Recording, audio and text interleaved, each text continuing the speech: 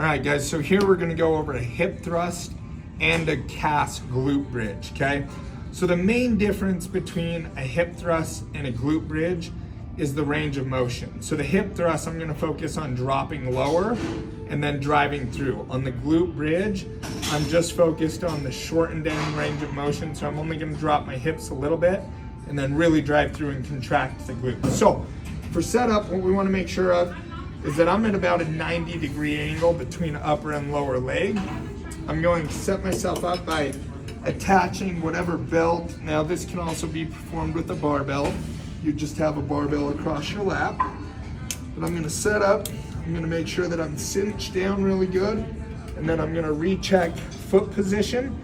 And first here, we're gonna go through hip thrust. So the weight is on my hips, and that's where it needs to be, so I can move up and down, creating hip flexion. Now always keep your chin tucked. So from here, I'm gonna release the weight. I'm gonna keep my hips against the pad. So I'm gonna move with the pad, get depth, and then drive through and squeeze. Now again, at the top, I'm not going into lumbar extension.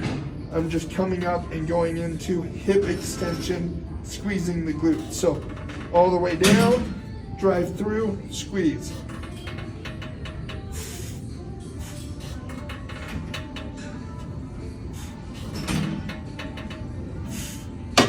So that's gonna be a hip thrust. Now, with the glute bridge, it's gonna be very, very similar. We're just not dropping quite as far down.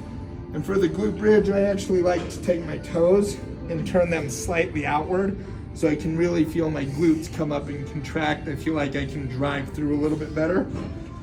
So I'm gonna unrack, hips stay against the pad, move with the pad. Okay, and then I'm gonna come down 3 to 4 inches and then drive through and really, really squeeze those glutes. Think ugly butt at the top. Drive through, ugly butt.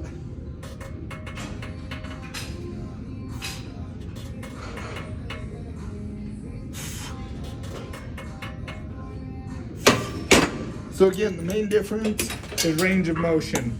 And there you have it for hip thrusts and glute bridges.